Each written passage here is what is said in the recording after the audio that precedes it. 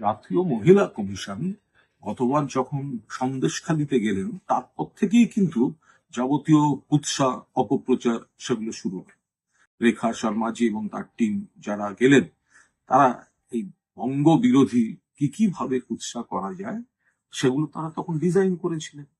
এখন মুর্শিদাবাদে তার রিপিটেশন ঘটছে।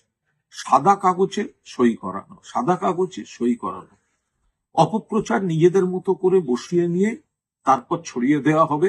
এবং এই মহিলা কমিশন এরা কি বাংলা ছাড়া জায়গা পান না?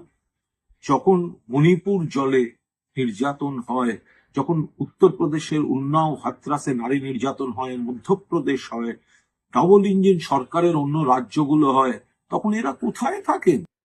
এরা তো সব বিজেপির দলদাস লোকজনকে নিয়ে ঘুরে ঘুরে বেরিয়ে এখন বাংলায় পলিটিক্যাল অ্যাসাইনমেন্ট পালন করতে এসছেন, সাদা কাগজে সই করাচ্ছেন, টার্গেট করছেন রাজনৈতিক উন্নতির, নিজেদের ব্যক্তিগত এজেন্ডায় আছেন এনাদের সব দলদাস লোকজন।